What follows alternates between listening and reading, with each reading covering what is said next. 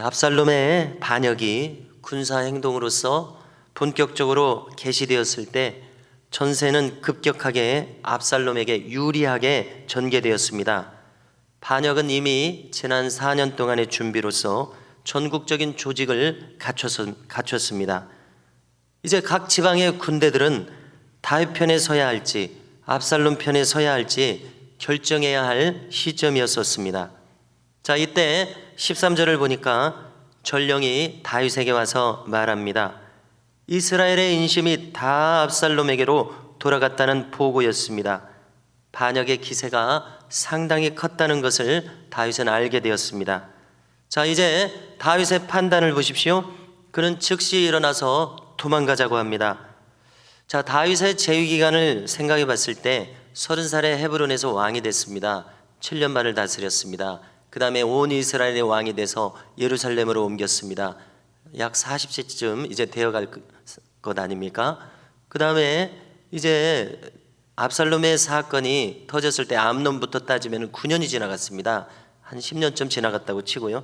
이렇게 보면 이제 다윗의 연령은 50 정도 그렇게 생각이 되어집니다. 재위 기간은 40년이었습니다. 약 20년 정도 지난 시점이었습니다. 아직도 다윗은 왕성한 때입니다. 강성한 때였습니다.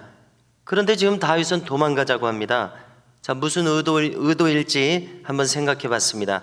첫째, 압살롬의 세력이 아주 갑작스럽고 강력했습니다. 이 강력한 반역의 기세에 즉시 압도당했으므로 전세가 불리했기 때문에 도주를 택했을 가능성입니다. 일리 있습니다. 그래서 다윗은 14절에 보니까 우리 모두가 위험하게 되었다. 피 흘리지 않도록 도망가자고 이렇게 이야기한 것입니다. 자, 두 번째는 이런 점입니다. 부자 간의 고륙상쟁을 피하기 위해서 도망가자고 한 겁니다. 정면으로 충돌한다면 어떤 것이 예상됩니까? 전쟁의 성격상 부자 간의 피를 볼 수밖에 없었을 것입니다. 다윗이 이겼을 경우에 압살롬의 생명을 보장하기 어렵습니다. 그 복잡한 전쟁의 상황 속에서 휘하 군사에 의해서 압살롬이 죽임당할 가능성이 큽니다. 반대로 압살롬이 이 예루살렘 전쟁에서 이겼을 경우도 마찬가지입니다. 어떤 경우든 불명예스러운 결과입니다. 압살롬이 죽든 다윗이 죽든 양단 간에 끝날 가능성이 매우 높죠. 자, 그러면 자식을 죽인 아비가 됩니다. 아비를 죽인 자식이 됩니다. 참으로 비극적인 결과입니다. 자, 우리가 조선시대 초기의 역사를 알고 있는데요. 이방원이 이제 들고 일어나서 이성계를 제압하고 왕위에 오릅니다. 그때 이성계를 죽이지는 않았습니다. 왕성에 유폐했다가 나중에 풀어줘서 함흥까지 가도록 했었습니다. 자, 조선 초기의 역사는 그랬는데요. 여기 지금 다윗의 경우는 부자 간의 고륙상쟁이 예상되는 그러한 상황이었습니다. 자, 어떤 사람은 압살롬이 이겼을 경우에 어떤 목사님의 제안입니다. 압살롬이 이겼을 경우에 아비를 죽인 자식이라는 이 꼬리표를 달고 살아갈 것이라는 겁니다. 압살롬이요. 그런 압살롬을 다윗이 생각해서 자리를 피한 것이라고 해석하는 사람이 있었습니다. 같이 한번 생각해 보십시오. 상당히 일리가 있죠. 자식을 생각하는 아버지의 마음입니다. 아버지를 죽인 자식으로 평생 살아갈 그것을 생각해 준 것이죠. 자, 지금 보니까 압살롬은 다윗을 해칠 수 있어도 다윗은 압살롬을 해칠 수 없습니다. 영화의 한 장면이 떠올랐는데요. 자, 한 20년 전쯤의 영화입니다. 거액의 돈을 차지하기 위해서 부모를 살해하는 아들의 장면이 영화의 첫 장면에 나옵니다. 자, 그런데 칼을 휘두르다가요, 이 아들의 손톱이 바닥에 떨어집니다. 그 복잡한 상황에서요. 자, 이때 자식에게 살해당하는 어머니가 눈을 감으면서 그 아들의 손톱을 자기가 삼킵니다. 왜 이렇게 했을까요? 이 손톱이 증거가 되어서 아들이 잡혀서 옥살이를 하고 남은 인생을 망칠까봐 그렇게 하는 것이죠. 참으로 헤아리기 어려운 모친의 마음이었습니다. 참 충격적인 장면이었습니다. 자, 다윗도 이처럼 압살롬의 뒷날을 생각했을 가능성을 생각해 보는 것이죠. 자, 자식은 이미 고륙의 정을 저버렸습니다. 강을 건넜습니다. 형도 부친도 안중에 없습니다. 권력욕에 사로잡힌 짐승 같은 자식이었습니다.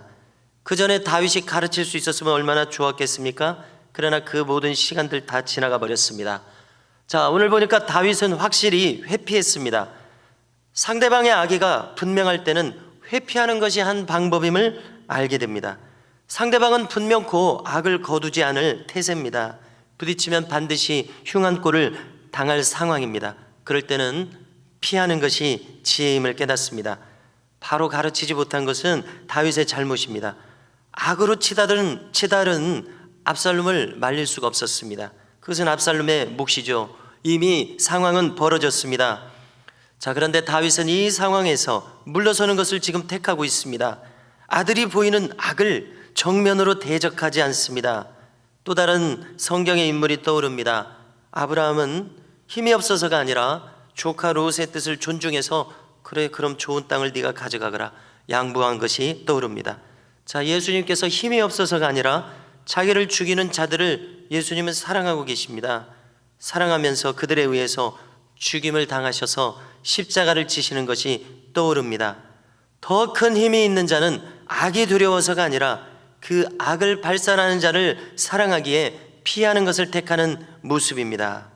자, 이제 15절을 보니까요, 다윗의 신하들이 어떤 마음인지 보십시오. 무슨 결정을 해도 따르겠다고 합니다. 참으로 충성스러운 자들입니다. 이처럼 다윗은 사람들의 마음을 많이 얻었었습니다. 다윗과 고난을 함께 하겠다는 사람들입니다. 자, 얼마나 고마운 사람들입니까? 얼마나 멋있는 사람들입니까?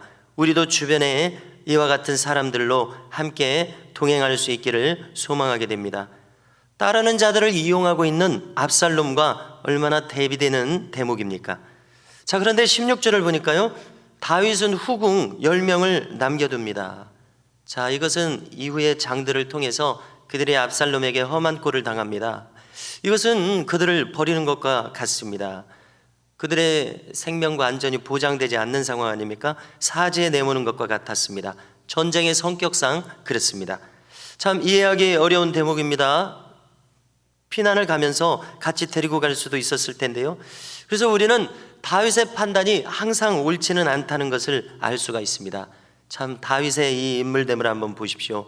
다윗의 입장이라고 한번 생각해 보십시오. 다윗은 자기가 생각하고 행한 것이 전부 다 성경에 다 기록되어 있어요. 투명하게 숨겨진 것이 없어요. 엄청난 범죄도 다 기록되어 있습니다.